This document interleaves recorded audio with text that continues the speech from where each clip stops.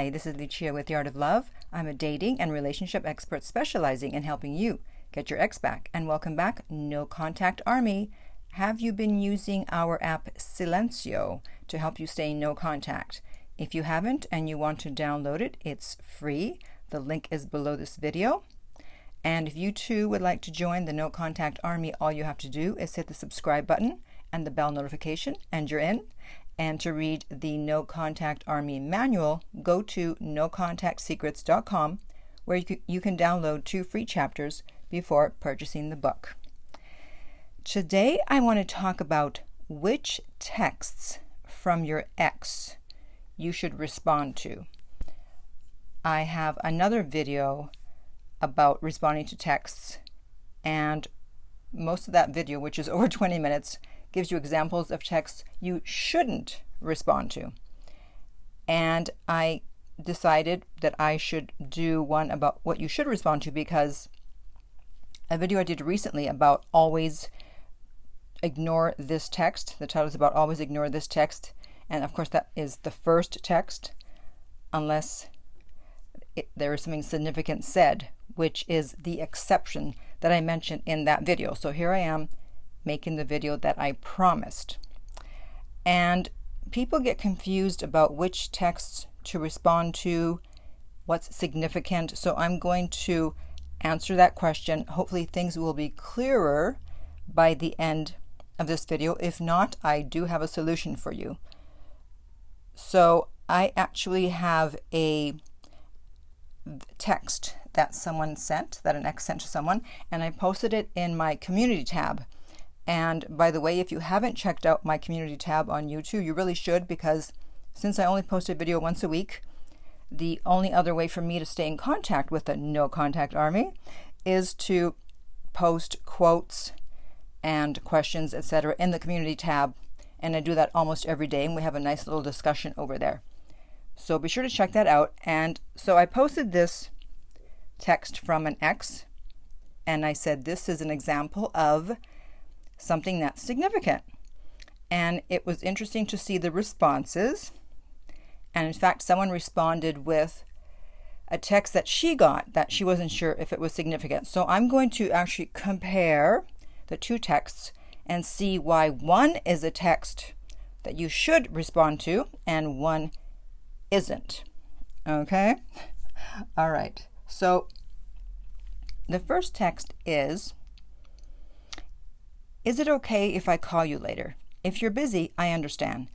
I just really want to hear your voice. I've been missing you so much recently. I hope all is well.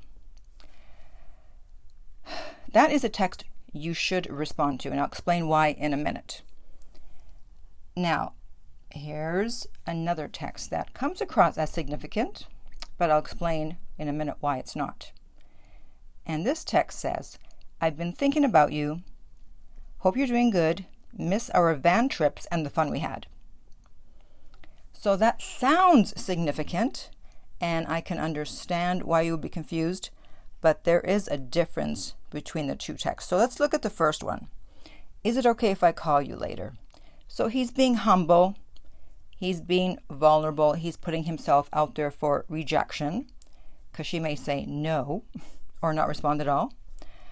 If you're busy, I understand. He's being understanding. Okay. He's being understanding that she may not want to talk to him. I really want to hear your voice. I've been missing you so much. So again, he's being vulnerable, expressing his feelings.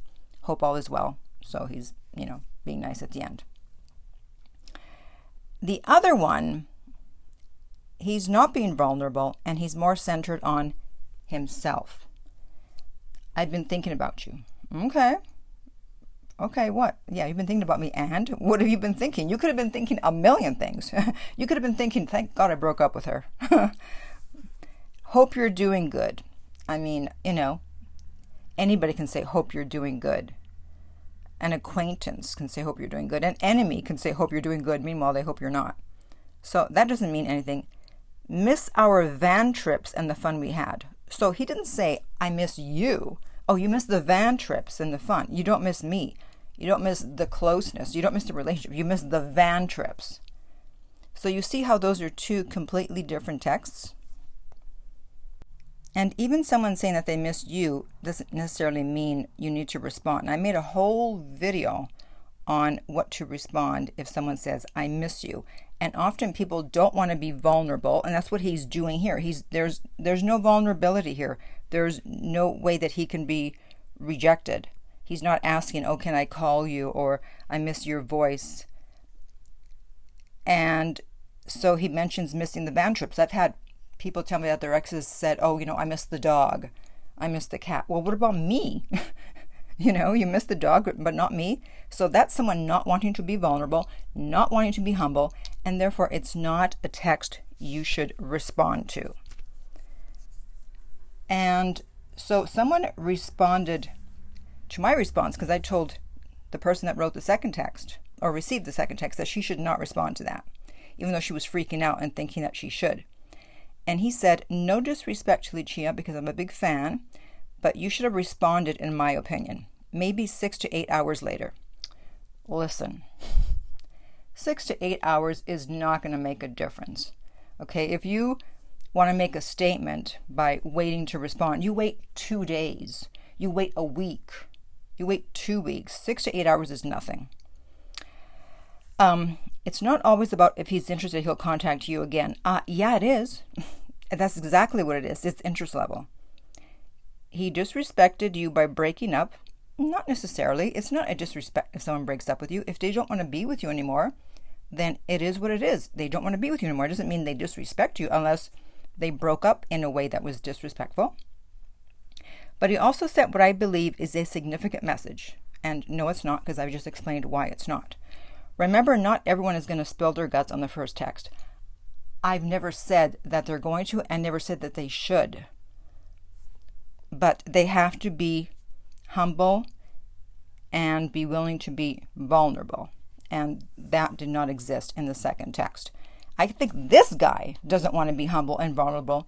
So he's like, yeah, that text is acceptable. No, it's not.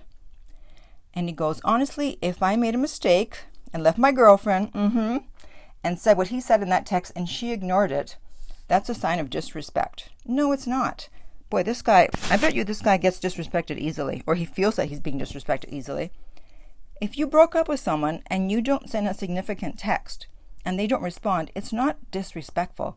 It's because they're either no longer interested or they're waiting for you to put forth more effort, okay? So stop taking everything as a sign of disrespect. And he goes on to say, and he can also take it as a sign that you've moved on. Well, if that's what he wants to look at it as, fine. But how about maybe she just doesn't want to answer because she's waiting for something more? Doesn't mean that she's moved on. That's your perception. That's the filter through which you look at things. And then he finishes with, if he's an alpha male, and I'm assuming this guy is an alpha male, or he thinks he is. If he's an alpha male, you already know he won't be double texting. Let me tell you something about double texting. It's not about alpha and beta, okay? It's about attachment style and interest level. So I don't care if you are the alphaest of alphas, if that's even an expression, all right?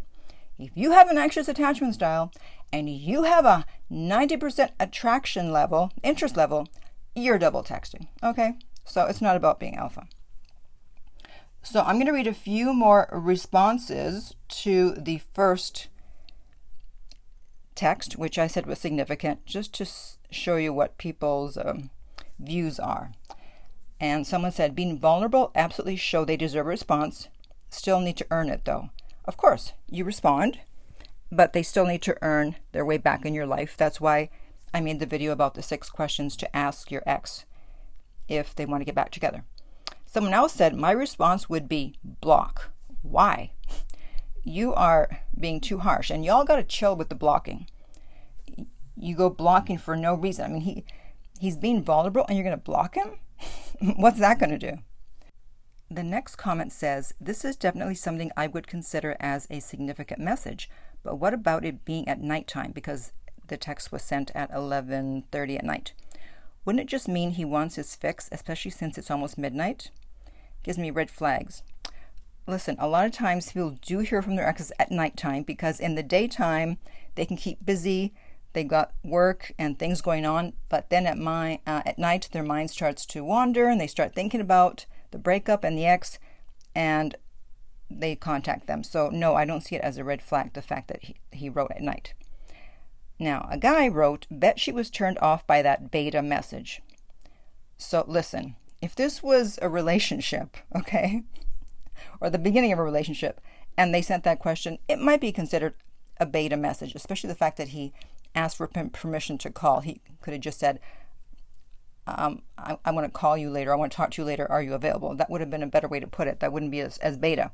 However, when you've broken up with someone and you want them back, you're going to have to be what you call beta. I call it being humble and vulnerable, but that's what women want. And if you're not willing to do that, then your ex may not respond, especially if they are in the no contact army. And in fact, a female responded and said, it's not beta to show vulnerability and express your feelings. That's what grown men do, but boys don't because they're insecure and afraid. Exactly. At some point, if you want someone, you're just going to have to express your feelings and be real and be honest. If you want to call it being beta, go ahead. I call it being an adult and being real. Someone else said, still wouldn't answer. I need to know his intentions before I text him back. Well, how are you going to find out his intentions if you don't text back? Right? And then one final comment said, this is not good enough. You need to make them suffer at least with 4 more nice texts and think about it. This is too harsh. So I don't know what happened. And this was a female, I believe, what happened to her, but no one's going to send 4 significant texts. Okay, that's not happening. Very rarely, let's put it that way. Usually they'll send 2 at the most. And if you don't respond after that, then come on, at some point they're going to be like, okay, it's over. But here's the bottom line. In terms of understanding what's a significant text and what isn't, what you should respond to and what you shouldn't respond to, it's not something that can be taught, that can be taught. As I've said, the text needs to show humility and vulnerability, meaning they're putting their feelings out there even though they don't know if you'll respond or not. So it's not something that can be taught. It's a feeling. Because an ex can say a million things. So you either understand if it's significant for you or it's not. At the end of the day, you have to go with your gut. And you make the decision out of a feeling that you have, not from your anxiety or your neediness. Is the text that you get from your ex enough for you, given the circumstances of the breakup? Because what may be a significant text for you for one breakup may not be enough for another. So if you feel you need more, then don't respond. And if they are interested and want to get back together, their interest level and their anxiety will lead them to try again. It may not be the next day or the next week. They'll probably wait at least 2 weeks, hoping that you'll respond. And then when they don't hear from you, they'll try again. So you need to make that decision about whether the message is significant enough for you, given the circumstances of the breakup. However, what I'm willing to do is, if you want to post below the messages you've received, if you wonder if they are significant or not, I'll respond and let you know.